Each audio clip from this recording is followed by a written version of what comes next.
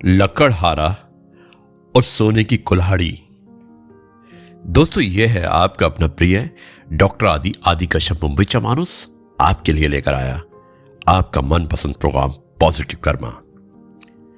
बहुत ही विशेष कहानी है, छोटी है पर मुझे उम्मीद है कि आपको पसंद आएगी। शुरुआत करता हूं इस कहानी की एपिसोड नंबर 1521 के अंतर्गत। बहुत समय पहले की बात है। एक गांव में एक लकड़हारा रहता था और वो अपनी आजीविका के लिए दिन भर जंगल से लकड़ी काटता था और रोज शाम को पास के एक बाजार में जाकर बेच देता था।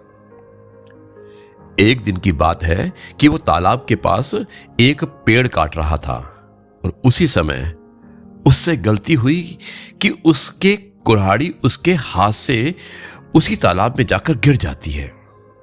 उस नदी का बहाव और गहराई दोनों ज्यादा थी। उस लकड़हारे ने अपनी कुल्हाड़ी को बहुत खोजा पर वो कामयाब ना हो पाया और अंत में हार मानकर नदी के किनारे बैठ गया और रोने लगा।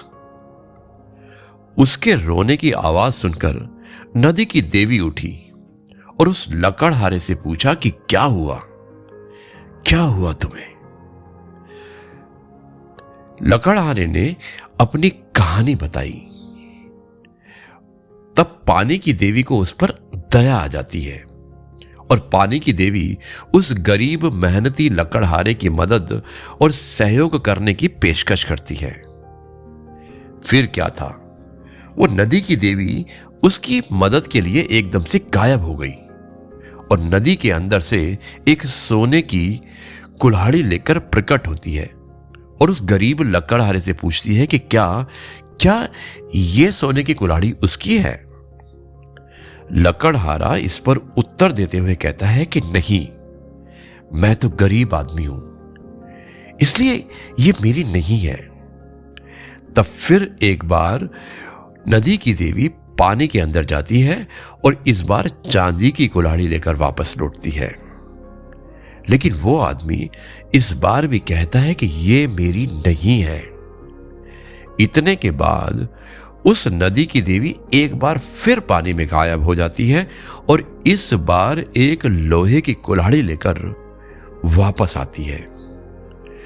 तब वो गरीब लकड़हारा खुश होकर कहता है कि ये उसकी ही कुल्हाड़ी है, जिस पर नदी की देवी उस गरीब लकड़हारे को खुश होकर वो सोने और चांदी दोनों की कुल्हाड़ियों को उपहार स्वरूप दे देती है।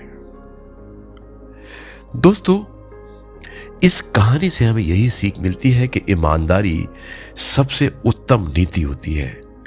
अगर आपका ईमान कहीं पर नहीं गड़बड़ाता है तो निश्चित रूप से आपकी जय, आपकी विजय और आपकी ईमानदारी आपको एक बहुत बड़ा उपहार देने वाली है, चाहे वो सोने और चांदी की कुल्हाड़ी ही क्यों ना हो।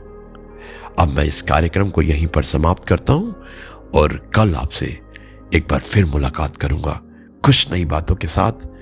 तब तक के लिए कहता हूं जय गुरु जी, शुक्राना गुरु जी।